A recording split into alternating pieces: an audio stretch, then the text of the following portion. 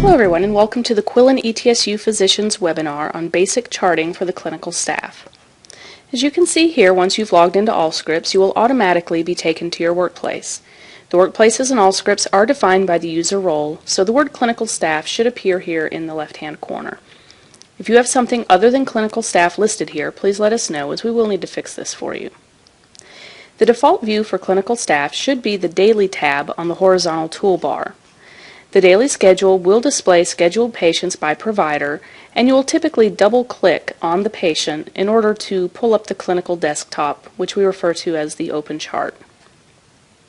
Notice here that the patient name and demographic information has pulled into the patient banner, which is this area here underneath the horizontal toolbar. And it is a good idea to get in the habit of checking the patient banner often to make sure that you are working on the correct patient, as it's pretty easy to accidentally click on the wrong patient. The clinical desktop is made up of 3 components, as you can see here, and we'll go over these very quickly. The tabs on this first component allow you to look at the patient's problems, their notes, labs, imaging, and the entire chart. The second component contains the patient's work list, medications, allergies, orders, and any upcoming appointments within the organization. And the third component has a series of graphs with vital signs, immunizations, flow sheets, and the health management plan. Now, as soon as you pull a patient back into the room, the first thing you're going to want to do is change their patient location and status, and this is located on the clinical toolbar. Click on the down arrow, and you're going to choose the room in which you have placed the patient. And this should be specific to your office, so you may want to double check this and make sure that that is correct. The patient status can be changed to nurse ready, and then you're ready to start the patient visit. The clinical toolbar is this section here that has all of these little icons. To enter the vitals, you're going to click on the heart, and an order details screen will appear in which you can start documenting the patient's temperature, pulse, blood pressure, etc. Now there's 2 ways in which you can input data here. You can click in the field and just type in the numbers, or if you prefer, you can click on this little icon next to the field and click the little calculator looking thing and then click OK. Whichever works for you. This is merely a matter of choice on your part.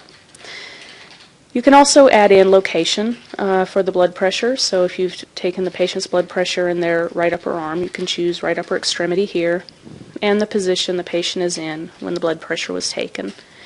And if you notice here, when you add in the height and the weight, it will automatically fill out their BMI and their BSA, which is a really neat feature. So once you're finished with this, you're going to click OK, and it will take you back to the clinical desktop. Now if you notice here in this third component that has the vital signs that you have just entered have been added in, and they are in a pink color. Everything new that you add in will stay in pink until you hit the yellow commit button up here on the clinical toolbar.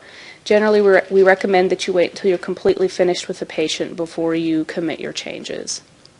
Now to start adding the active problems and past medical history, you're going to click on the P on the clinical toolbar, and this pulls up the Add Clinical Item box, which we refer to as the ACI. Now in order to pull in a problem, you're going to click in this search field right here, and you're going to start typing the complaint that the patient is here for. Now say this patient's coming in with a headache. We're going to type HEAD. Now as you notice, as soon as we started typing, some options started popping up in this box down here. And what this means is that these options have been added to our favorites list. If you start typing in a word and nothing is populating that you need, you're going to have to hit enter or click on the binoculars.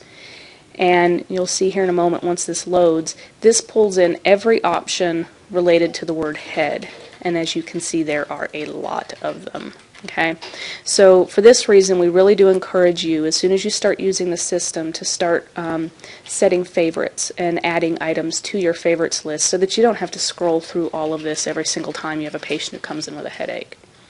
Now to add something to your favorites list, you're going to right click on the symptom, and then just click on Favorite Item. As you can see, this one is already set as one of our favorites.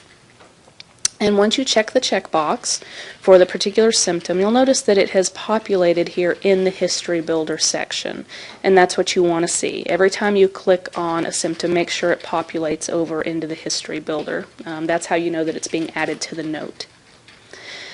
Okay, so that's the active problem list. If you wanted to add another one, you would just erase this and go ahead and choose another problem. Let's say the patient has a hernia.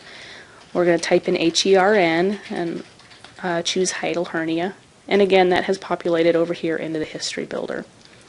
You can also add additional details here if you like by right-clicking on the item in the History Builder and then choosing Edit. And this pulls up a problem details screen where you can add further information. For example, you can change the status from active to denied, resolved, or entered an error. You can also change it from a chronic to an acute problem if you like. You can choose an onset and a resolve date. And you can also go ahead and add any free text that you may like in the description field, which is this big box here in the middle of the page. The clinical progress field is also something that you may want to look at. If this is a chronic problem but it's improving, you can choose that. And all of this information will show up in the note. So you may want to take a look at these options when you have a chance. You're in here practicing to see what all of your options are here. Now you're going to save and return to the ACI, as we still have some work to do on this patient. So let's go to the next tab, which is the past medical history. And here we're going to put in the patient's past history. Let's say he has a history, or she actually has a history of color blindness. We're going to type in color and then just check color blindness, and as you can see it has populated over here. The past surgical history works the same way. Now let's say that she's had surgery for this hernia. We're going to type in hernia, and hernia repair comes in. And again, with all of these items, you can save them as favorites, and you can also edit them in the History Builder field. So any of these that you want to edit and add additional information, you just click on it and then right-click on it and then choose Edit. The family history has some interesting features we want to point out. Here, as you can see, you can choose paternal family history, maternal, brother, sister, son, or daughter. Okay, so if you choose paternal, let's say that this patient's grandfather has a history of liver cancer. We're going to choose paternal grandfather and then type in liver and then click on liver cancer. And again, that has populated in the History Builder. And let's say the patient's mother has a history of a stroke. I'm going to erase liver and put in the word stroke and click on stroke syndrome, and that has populated over as well. The social history tab is pretty self-explanatory. Again, you can either search for something. We're just going to go ahead and choose something that's here, alcohol use. And again, you could right-click on that and add date of onsets or resolve dates, whatever. State that the patient is in AA if you want, or is a social drinker. One or the other. And then let's hit save and return to ACI. And if you click on the little arrow here next to anything that you've edited, you'll see that the information you added populates below. Okay, the allergies tab, we want to point out a few things here. These two radio buttons at the top are extremely important, medication and non-medication. It defaults to medication, and what we have seen people do is come in here and just start typing the word strawberry in the field or whatever. And as you can see, nothing populates because strawberry isn't a medication reaction. So click on non-medication, and there's your strawberry. So if you start typing something in and it's not showing up, double check your radio button to make sure that you're on the right section. The medical history, this is where you're going to go ahead and put in the patient's past medications that they may have been on. Let's go ahead and put in Wellbutrin. We've typed in WELL. And by the way, you have to have at least 3 letters in order to pull up information that's not already saved as a favorite in any of these search fields. So we just check Wellbutrin, and when we scroll down we see that it has been added to the history builder. Okay, let's check the next tab, which is immunization history. And here let's say that the patient had a flu shot back in September sometime. We're going to type in flu. This one is not set as a favorite, so we have to check the binoculars. And then we're going to check influenza. And here you're going to get a details screen that pops up. And as you can see here, there's a field that's in bright yellow. This is a required field. And what it's asking for here is when was the shot given. So we're going to check the little calendar. And here, because most people don't know exactly when they've received their shot, we can put in an approximately date. Just check the radio button, put in the date, and it actually adds the word approximately to the date and time, which is really handy. And again, you're going to save and return to the ACI. One other thing I want to point out here before we get off of this is as we've moved through these tabs, you can just go from tab to tab to tab. A lot of people, as they do one tab, there's a tendency to want to click the OK button. If you do this, it will take you back to your clinical desktop, which will tend to freak you out a little bit the first time or two you do it accidentally, and I'm sure you probably will. I think we all have. But there's no need to do that. Just scroll from tab to tab to tab until all the information that you have is in, and then once you're finished, you'll click OK and go back to the desktop. Okay, so let's click on the last one, which is chief complaint. Now we finally got into the thing that the patient is here for.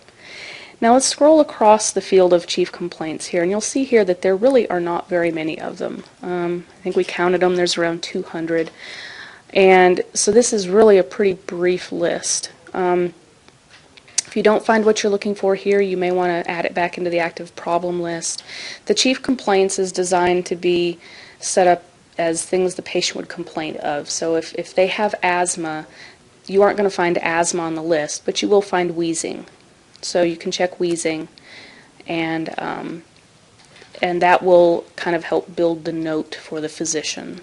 So your chief complaint, that's what that field is for. Once you're finished with that, go ahead and click OK. And this is a warning sign that you will get. We've actually ordered Paxil twice on this patient, and the system is telling us that that's probably not a very bright thing to do. We are just going to hit continue to move on past this. Most of the time, of course, if you get some sort of a warning, it's either a drug-to-drug interaction warning or possibly an allergy-to-drug warning. So you'd want to pay pretty close attention to those. Now, once you're back here to the clinical desktop, let's go ahead and click on the Problems tab. And as you see, some of the things that we added in here are here in pink, as well as the vital signs. This will stay pink until we hit Commit. It's very important. I know we told you sort of in pre-training that not to hit the Commit button, but once you go live, you are going to want to commit your changes. If you don't, then you're basically not saving anything, and you'll have to go in and do it all over again. So get in the habit of making sure that you hit the Commit button. As soon as you do this, you'll notice that everything is in pink, turns to black. Now you will get an encounter summary that comes up, and this has all of the information that's been added in on the patient.